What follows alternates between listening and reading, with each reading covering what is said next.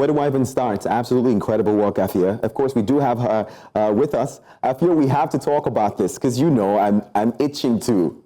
Where do I even start? I feel like a huge part about awards for me, and maybe you might be the same, are the emotional, these speeches.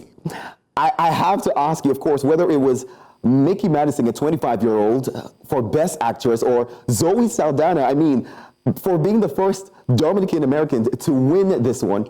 What was the biggest, part of this entire ceremony for you? I have to ask. Definitely, if you're asking me what was the most emotional speech, it was definitely Zoe Saldana when she got on stage and she saw her mom and she shouts, "Hi, mommy!" It was so cute. It was like she was going to cry, and she had to draw herself back so she could say everything that she wanted to say. And of course, that point about being the first American of Dominican descent to win an Oscar, and she hopes that she won't be the last. But if you're asking me a standout moment of the night, it either has to be the musical medley with Ariana Grande and Cynthia Erivo, where Ariana Grande sung "Somewhere Over the Rainbow."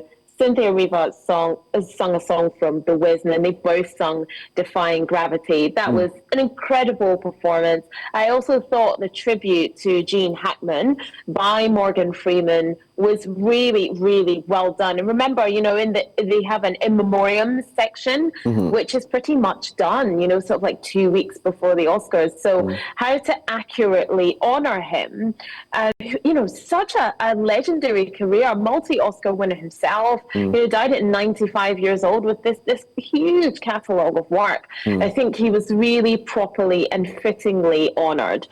So yeah, definitely between that and then the performance from Cynthia Erivo and Ariana Grande, those were definitely my top moments. Now that you say it, maybe a part of what wishes that not only did they give an incredible performance, that they also maybe won because they were both nominated. And I think that maybe felt like a steal, but they did open the ceremony with that incredible performance.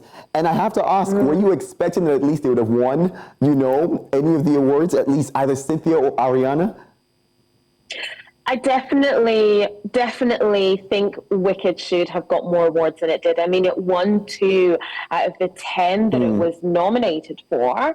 And, they did pick up a win, and that was for costume design, which was great. And it was iconic in itself. The first Black man, I think, to win that award for costume design. And, I think that was brilliant. I definitely was disappointed for Cynthia Erivo, and especially for Ariana Grande. So Paul Tazewell, that's what I was saying, who won for costume design for Wicked, an acclaimed costume designer. He's won an Emmy Award for The Wiz Live. He's won a Tony Award for Hamilton. His award was definitely absolutely well-deserved, and he deserves his flowers 100%. If Cynthia had won Best Actress, then she would have become the youngest EGOT, and that would be the youngest person to win an Emmy, a Grammy, an Oscar, and a Tony. And she didn't pick it up Mm-hmm. this time. It was a very hard category. You had Demi Moore in there as well, and of course you had Mikey Madison, who picked up the award. Ariana Grande as well was in a tough category with Zoe Saldana, like we saw, and she didn't pick up the award either. Best Film went to Anora.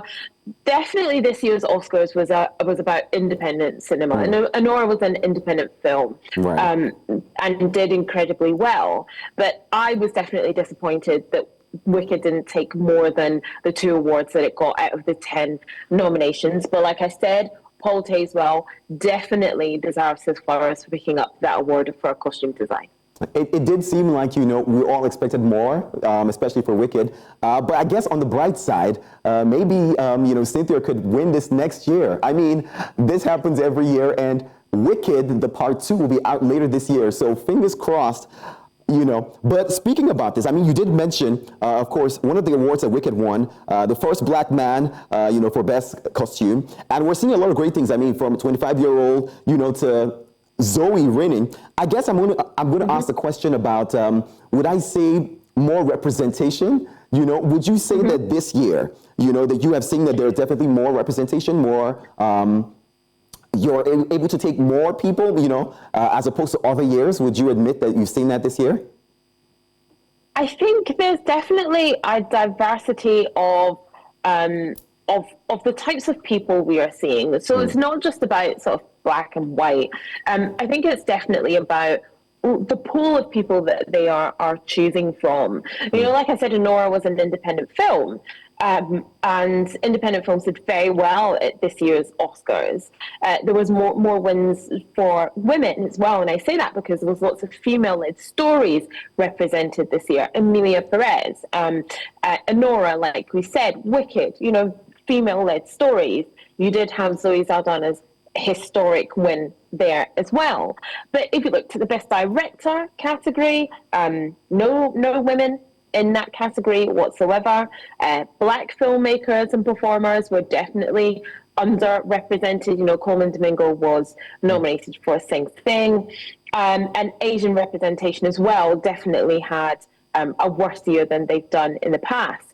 So in some ways it swings and roundabouts, isn't it? You know, you had diversity of age groups and women-led stories, but behind the camera, women were not represented at all in the best in the director category, which I think is a real shame, but more independent cinema. So I think every year there's a battle. What part of representation are we going to pick this year, isn't it? Well, we definitely hope that we see more inclusion, you know, from women to men, you know, to different black and white, you know, that everyone feels like they're part of it, because everyone does put in a lot of work, you know, to see these things come to life. We got to wrap this one up, but a part of me had to tease about the kiss. You know, Halle Berry, that for those who don't know, you better go do some research, but that was a shock to me, and it was something that, you know, was worth a good laugh, for sure. Definitely. And you know what? I think Halle Berry probably wasn't as surprised this time. I think it was definitely set up. She leaned into it, and it was a good, iconic moment to recreate. And let's hope they never want to recreate Will Smith's slap. Wow, that is a good one. Afua, thank you so much for spending time with us. We appreciate this.